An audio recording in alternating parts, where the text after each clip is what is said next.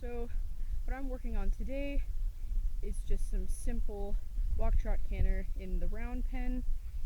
Indy's been pretty much idle for 2 weeks, so I really don't want to push it. And then before that, we haven't really done anything serious for about 6 months, since about last October. So right now I'm pretty much working on the clearness of her walk. Just working on that 1, 2, 1, 2. Good girl. Good. I just want that active swinging walk, and then I'll bring her up to a trot. Trot. Good. I just want that sway in her hips and her to just move her head down and bring her back up and work on that steady 1, 2, 1, 2. And every time she brings her head below her shoulders, I'll definitely give her a praise. Good. Now this side actually happens to be her more hollow side, because even though her trot's a little better on this side, she can fake it better because she can move certain parts of her back up and down when she wants to. And then on top of it, her neck is in a different sync from her body in comparison to a typical dressage horse, because she is gaited. However, because she is complete foxtrotter, the foxtrot gait itself is definitely more of an elongated gait rather than the Tennessee Walker's vertical gait, the running walk. So the foxtrot definitely makes her trot look stellar. All right, and I'll bring it up to the canter. Canter. Good girl. Now this side is her harder side, just because she can't really engage her hind right leg, and she can't get that real pop in her back, especially when she gets hollow and does her gaited shit. But as you can see, she's running. Come on. And you can definitely tell the difference in her gaits when I say, oh, trot. However, her transitions on this side are much cleaner because of the distinct change. On the right side, it's a little bit different, but I'll be able to get to that later. I want that steady trot. I'd rather have too much of an elongated trot than a short, choppy trot, especially for her, because I know when she gets short and choppy, no matter what gait, it looks really shitty and it gets behind the bridle and really hollow, and it just is not pleasant to ride. Good. And walk. And then that transition down to the walk, it's a little pacey just because I'm not there to necessarily gear her up with my legs and work on getting her body to bend, because her body naturally bends. When a horse is born, the side that's typically the easier side to work with is the side that they curl inwards to. So in this case, she was born curved to the right. So, trot. Ooh, that was a clean transition. Usually she throws in a little bit of gait there. But as you can see, she's engaged her hind end to the fact that she doesn't have to foxtrot in order to trot, which I wouldn't expect that from her since she's so tubby right now. And whoa. And I'll just have her switch sides. Good girl, Indy. And I'll just switch hands with the camera. Alright, now this side is a little bit harder just because she's a little more active, so I have to really get after her for bad habits, such as going above or behind the bridle. And then she also has vertical problems sometimes, just because of that whole gaited thing, and because I wasn't very cautious for the first couple months of training, which was like 5 years ago, that although her walk is a little bit higher quality, when she's swinging her head, I definitely know her back is engaged, because when she's doing her gaited walk kind of thing, basically it's called a single foot, which is an extremely engaged gaited walk. Oh, stop it. She's being a sass. Walk. And you can definitely see, personally, I feel that it makes it so much easier for her to bring her back up when she's actually pooping. It feels kind of like a waddle in her back, or like in her hind end, but it's a lot more clear in the gait.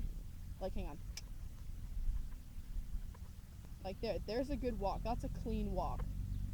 She's a tad above, but I'd rather have that than her sucked behind the bridle and think that's okay. Alright, and then we'll go to trot. Alright, that was a pretty damn clean transition, and she was able to go to a nice stretch trot, which I highly encourage because I know her, and I know that she has a bad habit sometimes of just completely ignoring my aids and then just going to her gaited thing just because she doesn't want to engage her hind end, which has also been my fault because sometimes I haven't set her up correctly, so she's doing that pacey, crappy walk that's like, it's horrible to ride, and it's very uncomfortable, and it makes me stiff, and it makes me ride horribly. But once she's engaged, it feels pretty nice. Easy. Good. Good. That's a good trot right there. That's a good working trot. Alright, as you can see, as she moves to her right lead canter, you can definitely tell, canter, it's a lot more uphill because she can engage her hind left. However, she definitely has that kind of side waddle movement just because she's not picking up her hind right leg. So you can definitely tell that's where she kind of drags a little bit, but it's pretty much she just needs engagement of the hind. But she's a lot cleaner on this side, although she tends to ignore my aids on this side. Just because she thinks she's all that in a bag of chips. She can be a dominant mare sometimes. And trot. You can definitely tell there's a lot of spunk there because sometimes in her downward transition from canter to actual trot, easy, she can do about like 3 or 4 steps of a foxtrot, and it's actually, it's pretty nice how she does that instead of a pace.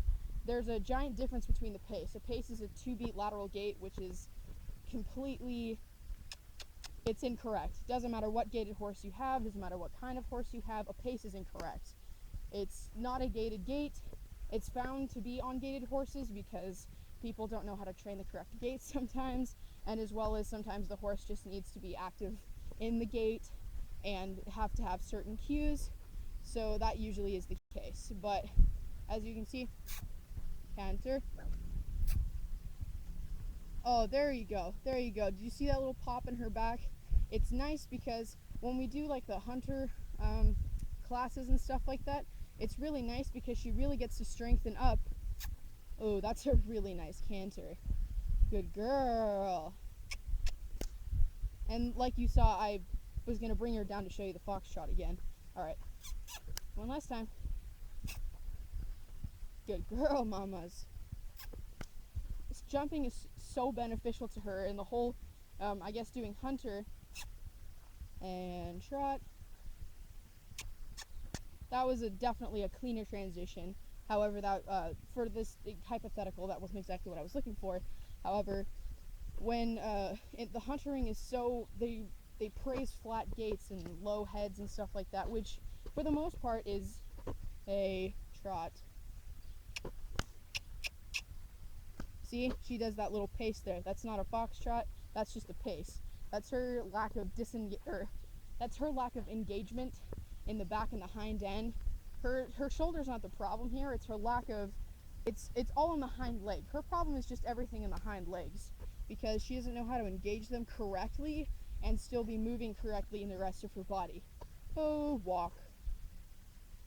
And then she moves to this nice walk, which is really nice when she's tired because I don't have to get after her, which is partly my fault because sometimes I can get handsy in the face just because of bad habit, but I've learned more to just kind of like cuddle her with my leg, and that's helped a lot.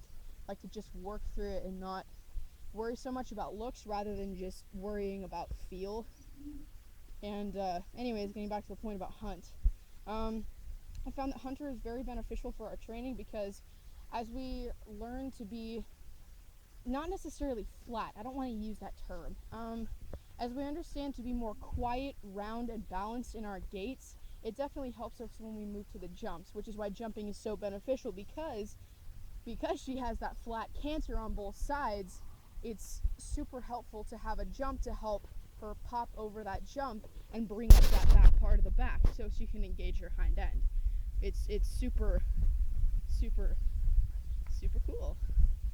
Alright, so just for old time's sake, alright, this is Indy. This is my 8-year-old. You're almost 9, Mom. She's my 8-year-old registered pure foxtrotter mare, and we've pretty much been like everywhere, doing everything for the past this will be our 5th year in September, and I found that dressage has been extremely helpful to her as being a workhorse, as well as it's just fun as hell, and she loves being a work animal. She loves to work. So yeah, basically that was my vlog number 1 about how just a little help on explaining or doing a simple rundown of my horse's gaits in the round pen, as well as just getting back on track. I'm going to be working on making videos almost every time I see her, because I definitely want to see improvement as we work on things.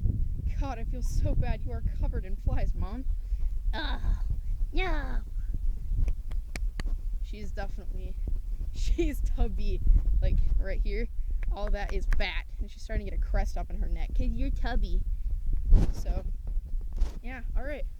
That's my tip for our little video today.